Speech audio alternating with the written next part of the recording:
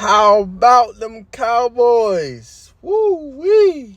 Man, that was a big-time victory for the Cowboys, yo. So, really was impressed with their defense and special teams. As I said going into this game, I think the Cowboys have a top 2, top 3 roster in the NFL. And they proved that tonight. I mean, they got lockdown corners in Trayvon Diggs, Stephon Gilmore, elite pass rushers in DeMarcus Lawrence and Micah Parsons, good linebackers. They got everything that you could want in a team. And they basically was on Daniel Jones the whole freaking night. So, man, I think the Cowboys are the class of the NFC. I put them right up there with Philly, San Fran. Cowboys are right in that conversation. Good test will be actually next week when they play the Jets. But a great victory on the road. I know Cowboys fans are feeling good today.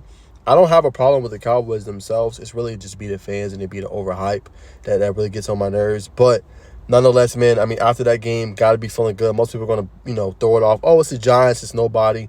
But the good thing about NFL, you get a chance to prove it again and again.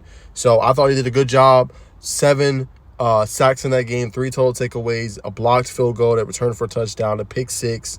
They did everything they needed to do. Hounded Daniel Jones. And a lot of people were questioning, is Daniel Jones really worth that $160 million all over Twitter, everywhere? So we're going to see how the Giants look. It's just one game, 1 week. But if you're a Cowboys fan, you got to feel good. I think the biggest question for the Cowboys is how it is every year.